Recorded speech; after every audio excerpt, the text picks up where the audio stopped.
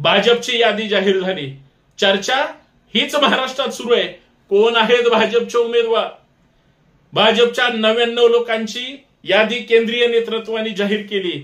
यादी जाहीर केली तशी त्या 99 विधानसभेच्या मतदारसंघामध्ये गडबड सुरू झाली, चर्चा सुरू झाली आणि देवेंद्र फडणवीस साहेबांपासून उमेदवारांची यादी जाहीर करायला भाजपनं सुरुवात केल्यानंतर 13 महिलांना सुद्धा उमेदवारी भाजपनं पहिल्या 99च्या यादीमध्ये जाहीर केली।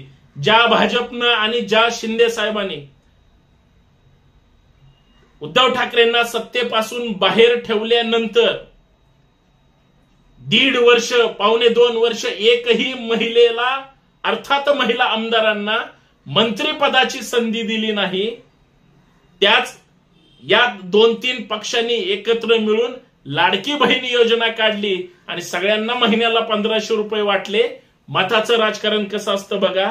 अरे जे महिला आमदारांना 3-3 टर्म महिला आमदारांना, पण महाराष्ट्राच्या राजकारणात चित्र बदललं पाहिजे, नवीन चेहरे आले पाहिजे, तरुणांना संधी दिली पाहिजे, महाराष्ट्राची राजकीय इच्छाशक्ती अजून वाढत गेली पाहिजे। ज्यावेळेस नवीन दमाचे लोक त्या सत्तेमध्ये किंवा त्या पदावर आले तर राज्याचा विकास कोणच अडवू शकत नाही, असं कदाचित प्रत्येक पक्षाचं धोरण असावं। भाजपच्या केंद्रीय नेतृत्वाने 99 लोकांवर विश्वास ठेवून काही ठिकाणी त्या ठिकाणी बदल करून तर काही ठिकाणी त्याच लोकांना संधी देऊन त्या ठिकाणी उमेदवारांची यादी जाहीर केली। पण मला प्रश्न पडला, महाराष्ट्रातल्या प्रत्येक लोकांना प्रश्न पडला की भाजपने जी उमेदवारांची यादी जाहीर केलेली आहे ती जिंकणाऱ्या लोकांची यादी आहे की हरणाऱ्या लोकांची? याच लोकांना उमेदवारी मिळणार का अजून कोणाला संधी मिळणार? या सगळ्याचा मागोवा घेण्याचं काम आणि कुठल्या मतदारसंघात कोणाला उमेदवारी दिली या सगळ्या विषयावर आपल्याला चर्चा। महाराष्ट्रामध्ये 2019ला 105 आमदार आणि इतर आमदार असून सुद्धा देवेंद्र फडणवीस साहेबांना मुख्यमंत्री पदाची किंवा सत्तेची संधी उद्धव ठाकरेंनी मिळू दिली नाही। कोविडचा काळ होता, उद्धव ठाकरे साहेबांनी भाजपला सोडचिठ्ठी दिली आणि काँग्रेस आणि राष्ट्रवादी सोबत संधान बांधून महाविकास आघाडी नावाचं सरकार स्थापन केलं। दुर्दैवानं महामारी आली, कोविड-19 सारखी अर्थात कोरोना इतका महाभयानक आला की राज्यामध्ये महामारीनं नुसती माणसं मरत असायची। देशभर नव्हे जगभर महामारीचं संकट होतं। 2 वर्ष जेमतेम सरकारची महामारीमध्येच गेली। लोकांना वाचवणं, लोकांना जगवणं, लोकांची काळजी घेणं आणि एवढंच काय, मरणाऱ्यांना मरू न देणं, जगणाऱ्यांना आत्मविश्वास देणं हे उद्धव ठाकरेंनी केलं, ताकदीनं केलं। परंतु 2-2.5 वर्षामध्येच महाराष्ट्रात एक राजकीय चमत्कार घडला। देवेंद्र फडणवीस साहेबांनी जादूची छडी फिरवली आणि उद्धव ठाकरेंचेच विश्वासू असणारे एकनाथ शिंदे साहेबांनी 40 आमदार देवेंद्र फडणवीस साहेबांच्या अर्थात केंद्रातल्या सुद्धा मोदी आणि शाह साहेबांच्या नेतृत्वाखाली ज्या पद्धतीनं सत्तांतर करण्याचा त्या ठिकाणी प्रयत्न केला आणि तो यशस्वी झाला। 105 आमदारांचं पाठबळ असणारे देवेंद्र फडणवीस साहेब महाराष्ट्रामध्ये सत्तेत येऊ शकले नाहीत, उलट मुख्यमंत्री होऊ शकले नाहीत। उलट एकनाथ शिंदे साहेबांना ज्यावेळेस बंड केलं आणि त्यांनाच मुख्यमंत्री करावं लागलं त्यावेळेस मात्र महाविकास आघाडीची दैना उडाली। पण ते हरले नाहीत, थांबले नाहीत किंवा शमले सुद्धा नाहीत। दरम्यानच्या काळात उद्धव ठाकरेंचा पक्ष शिंदे साहेबांनी पळवला, चिन्ह पळवलं, आमदार तर सुसाट पळवले, खासदार सुद्धा त्याच ताकदीनं पळवले। हे सगळं महाराष्ट्रात घडलं। एवढंच काय, परत 1-1.5 वर्षाचा काळ गेला, अजितदादांना सुद्धा फोडण्यामध्ये देवेंद्र फडणवीस साहेब यशस्वी झाले। एवढंच काय, त्यांचेही आमदार पळवले, काही बोटावर मोजणे एवढे खासदार पळवले। एवढ्यावरच थांबले नाहीत, शरद पवार साहेबांसारख्या देशातल्या मुरब्बी नेत्याला सुद्धा देवेंद्र फडणवीसांनी परत राष्ट्रवादी काँग्रेस फोडली, त्यांचंही चिन्ह पळवलं, त्यांचंही पक्षाचं नाव पळवलं।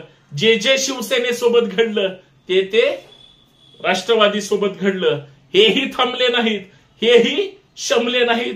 परत एकदा मशालीची अंगार करून त्या ठिकाणी भयानक ताकदीनं, ताकद असो किंवा नसो, तुतारी वाजवून त्यांनी या महाराष्ट्रामध्ये त्याच सध्याच्या 2.5 वर्षात बदल घडवला। लोकसभेमध्ये ज्या पद्धतीची जादू झाली, विरोधक असून सुद्धा महाराष्ट्रातल्या जनतेनं महाविकास आघाडीला आणि त्यातली त्यात शरद पवार असतील, उद्धव ठाकरे असतील किंवा नाना पटोले असतील, गांधी असतील, यांच्या पाठीशी जनता उभी राहिली। मित्रांनो, हे सगळं चित्र बदललंय। मित्रांनो, याच्या पुढे आता राजकारण गेलं। विधानसभेत 2024 चे बिगुल वाजली, आचारसंहिता जाहीर झाली, विधानसभेची आता नावं त्या ठिकाणी गोळा करण्याची चर्चा सुरू झाली। आयाराम गयारामचे दिवस येऊ लागले। जे 2019 मध्ये राष्ट्रवादीला सोडून गेले होते, अर्थात शरद पवारांना, जे उद्धव ठाकरेंना सोडून गेले होते, जे काँग्रेसला सोडून गेले होते, आता ते 5 वर्ष इकडं तिकडं तोंड मारून परत एकदा परतीच्या वाटेवर येऊ लागले। आयाराम गयारामचं कामच असतं त्यांच्या घराण्याचा सवता सुभा मजबूत करायचा, स्वतःच पक्षी अस्तित्व मजबूत करायचं। अहो, एवढंच काय, आपल्याच घरात आमदारकी असल्या पाहिजे, आपल्याच घरात खासदारकी असली पाहिजे, आपल्याच घरात स्थानिक स्वराज्य संस्था सुद्धा असली पाहिजे। हे ज्या प्रस्थापित सरंजाम्यांना वाटतं ते आपले गड वाचवण्यासाठी परत जिथून बाहेर पडले होते, ज्यांच्यामुळे पक्ष फुटला, ज्यांच्यामुळे संघटना फोडली, ज्यांच्यामुळे तालुक्यातली संघटना उद्ध्वस्त झाली, जिल्ह्यातली संघटना उद्ध्वस्त झाली, तेच आता परत घर वापसी करू लागले, पूर्वीच्याच पक्षाकडे, नेत्याकडे येऊ लागले। महाराष्ट्रात हा चमत्कार घडतोय। अहो, वाटत होतं भाजप फुटणार नाही, भाजप फुटू शकणार नाही, त्यांचे सुद्धा आता बडे बडे नेते परत विरोधकांकडे आता येऊ लागले, तुतारी फुंकू लागले। लोकसभेला पाहिलंय, उद्धव ठाकरेंकडे आले, मशाल सुद्धा हातात घेतली। अहो, ज्या पक्षाने विरोधक म्हणून समोरच्यांना ईडी लावली, सीबीआय लावली, जगणं मुश्किल करून टाकलं, त्याच पक्षाकडे सत्ताधाऱ्यांकडून लोक येऊ लागले। आता तर चमत्कार घडतोय। 2019 चा परत बदला घेण्याची ताकद महाविकास आघाडी अर्थात विरोधकांनी चंग बांधलाय की आम्हाला ज्या पद्धतीनं तुम्ही मागच्या ह्या सध्याच्या 2.5 वर्षात छळले, त्यावेळेस आम्हाला स्पष्ट बहुमत नव्हतं, आता त्याच्यापेक्षा जास्त जागा जिंकू। त्याच बाजूला ताकदीनं भाजप आणि त्यांचे सहयोगी, मग शिंदे साहेब असतील किंवा अजित पवार साहेब असतील, हे सगळे आता एकत्र मिळून सत्तेची चाहूल, सत्तेची चव, सत्ता परत ताब्यात घेण्यासाठी लढायला लागले। म्हणून इकडं महाविकास आघाडीचे 3 पक्ष कामाला लागले, इकडं महायुतीचे 3 पक्ष कामाला लागले। महायुतीतले जे सहयोगी समविचारी पक्ष आहेत, छोटे मोठे संघटना आहेत, त्यांना बळ देण्याचं काम देवेंद्र फडणवीस किंवा एकनाथ शिंदे किंवा अजित पवार करतायत। दुसऱ्या बाजूला महाविकास आघाडी मात्र इतरांना कुणाला मोजायला तयार नाही, ना ठाकरे सहयोगी युतीतल्या लोकांना मोजायला तयार आहेत, ना शरद पवार साहेब आहेत, ना काँग्रेस आहे। अहो, काँग्रेस उद्धव ठाकरेंचंच ऐकायला तयार नाही। रोज वाटाघाटीमध्ये वाद प्रतिवाद होत आहेत, जागेवरून चर्चा सुरू आहे। या सगळ्या भांडणामध्ये, या सगळ्या गोंधळामध्ये आता उमेदवारांच्या याद्या येऊ लागल्या आणि या सगळ्या प्रकरणामध्ये भाजपची यादी जाहीर झाली। चर्चा हीच महाराष्ट्रात सुरू आहे, कोण आहेत भाजपचे उमेदवार। भाजपच्या 99 लोकांची यादी केंद्रीय नेतृत्वाने जाहीर केली।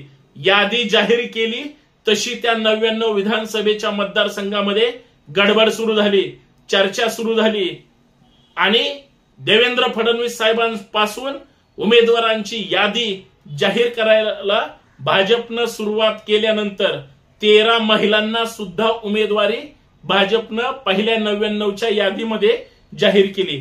ज्या भाजपनं आणि ज्या शिंदे साहेबांनी उद्धव ठाकरेंना सत्तेपासून बाहेर ठेवल्यानंतर 1.5 वर्ष, पावणे 2 वर्ष एकही महिलेला अर्थात महिला आमदारांना मंत्रिपदाची संधी दिली नाही, त्याच या 2-3 पक्षांनी एकत्र मिळून लाडकी बहीण योजना काढली आणि सगळ्यांना महिन्याला 1500 रुपये वाटले। मताचं राजकारण कसं असतं बघा। अरे, जे महिला आमदारांना 3-3 टर्म महिला आमदारांना जे विधानसभेची संधी देऊ शकत नाहीत, आमदार म्हणून संधी देऊ शकत नाहीत, किंवा जे मंत्री करू शकत नाहीत, ते मात्र लाडक्या बहिणीला सन्मान देऊ लागले, याच्यापेक्षा वेगळी चर्चाची काय. पण त्याच्या पुढे जाऊन ज्या 99 लोकांची भाजपनं यादी जाहीर केली, त्या 99 लोकांमध्ये जे जे प्रमुख नेते आहेत त्यांच्या नावावर मात्र आपण चर्चा केली पाहिजे. देवेंद्र फडणवीस साहेबांचं विधानसभेच्या मतदारसंघाच्या माध्यमातून 52 विधानसभा मतदारसंघाच्या नागपूर दक्षिण आणि पश्चिम विधानसभेच्या मतदारसंघातून देवेंद्र फडणवीस साहेबांना भाजपनं उमेदवारी परत एकदा जाहीर केली. त्यांनी सुद्धा पक्षाचे आभार मानले. 2 नंबरचे उमेदवार 58 विधानसभा मतदारसंघ अर्थात कामठीचे उमेदवार म्हणून परत एकदा चंद्रशेखर बावनकुळे साहेबांना उमेदवारी दिली. यादी तुम्हाला आपल्या समोर दिसतेच आहे. परंतु या सगळ्या ह्याच्यामध्ये त्यांनी ज्या ज्या विधानसभेमधून 99 लोक निवडलेले आहेत, बऱ्यापैकी सगळे जुनेच उमेदवार आहेत. मला आठवतंय बरेच उमेदवार तर असे असतात म्हणजे बाटली पण तीच असते, दारू पण तीच असते, लेबल फक्त बदललंय, असे सुद्धा तुम्हाला उमेदवार पाहायला मिळतील. भाजपच्या यादीमध्ये मात्र 1 ते 99 लोकांच्या यादीमध्ये मग 3 नंबरचे राजेश पाडवी साहेब असतील, विजय कुमार गावित नंदुरबारचे असतील किंवा अनुप अग्रवाल धुळे शहरातून असतील, सिंदखेड राजामधून जयकुमार रावल साहेब असतील शिंदखेडामधून, तर शिरपूरमधून काशीराम पावरा असतील, रावेरमधून अमोल जावळे असतील, भुसावळमधून संजय सावकारे असतील, सुरेश भोले असतील, जळगावमधून, चाळीसगावमधून मंगेश चव्हाण असतील, जामनेरमधून महाराष्ट्राचे संकटमोचक म्हणून भाजपचे खासदार गिरीश महाजन साहेब असतील, चिखलीमधून श्वेता महाले असतील, इकडे त्याच शेजारी खामगाव मधून आकाश पांडुरंग फुंडकर साहेबांचे चिरंजीव असतील किंवा जळगाव जामोद मधून संजय कुटे साहेब असतील, धामगाव रेल्वे मधून प्रताप अडसद असतील, अचलपूर मधून प्रवीण तायडे असतील, यासह महाराष्ट्रातील बऱ्याच उमेदवारांना त्यांनी परत एकदा संधी दिली. बऱ्याच लोकांना त्यांनी महाराष्ट्राच्या विधानसभेमध्ये मग खडकवासला जाहीर केला नाही, पण पर्वती विधानसभा मतदारसंघातून परत माधुरी मिसाळांना उमेदवारी असेल, मुंबईमधून असेल किंवा पश्चिम महाराष्ट्रातून असेल, विदर्भातून असेल किंवा मराठवाड्यातून असून काही लोकांना उमेदवाऱ्या दिल्यात, काही लोकांना होल्डवर ठेवलंय. काही राष्ट्रवादी अजित पवारांच्या ताब्यात जातील, काही तिकडं एकनाथ शिंदे साहेबांच्या ताब्यात जातील. पण या सगळ्या ह्याच्यामध्ये महाराष्ट्राच्या राजकारणामध्ये ही जी 99 लोक आहेत, ही जिंकणारी आहेत की हारणारी आहेत, सत्तेची समीकरणं सध्याची पाहता, राजकीय रणधुमाळी पाहता, आरक्षणाचा मुद्दा पाहता, वेगळ्या वेगळ्या अडचणी आणि संकट पाहता, आरक्षणाच्या वेगळ्या वेगळ्या नेत्यांच्या टार्गेटवर भाजप आणि फडणवीस पाहता, महाराष्ट्राच्या विधानसभेमध्ये सत्तेत कोण बसणार, सहभागी सत्तेत कोण होणार, बाहेरून पाठिंबा कोण देणार, बिनशर्त पाठिंबा कोण देणार, या सगळ्यांची चर्चा होईल. परंतु मतदारांना विश्वासात घेऊन, मतदारांवर विश्वास ठेवून या महाराष्ट्राच्या विकासासाठी कोण चर्चा करेल हे पाहणं महत्वाचं आहे. 99 लोकांची यादी तुम्हाला सविस्तर स्क्रीनवर पाहायला मिळेलच, परंतु महाराष्ट्राच्या विकासासाठी 99 आणि मग इतर 288, मग ते सत्ताधाऱ्यांचे असू द्या किंवा 288 विरोधकांचे असू द्या, महाराष्ट्राचा विकास कोण साधणार तोच मुख्यमंत्री झाला पाहिजे, एवढी प्रत्येक लोकांमधून अपेक्षा असेल. सर्वांना शुभेच्छा, सत्ताधाऱ्यांना शुभेच्छा, विरोधकांना शुभेच्छा, इच्छुकांना शुभेच्छा, आणि मी फॉर्म भरला तर लगेच आमदार होईल अशी भाबडी आशा बाळगणारा सुद्धा या संतोष शिंदेच्या वतीनं मनपूर्वक शुभेच्छा. धन्यवाद. जय महाराष्ट्र.